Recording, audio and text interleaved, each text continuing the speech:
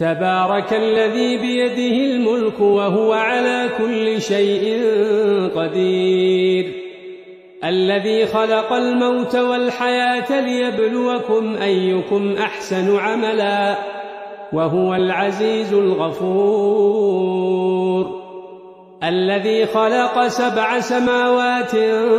طباقا ما ترى في خلق الرحمن من تفاوت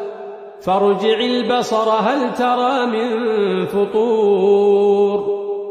ثم ارجع البصر كرتين ينقلب إليك البصر خاسئا وهو حسير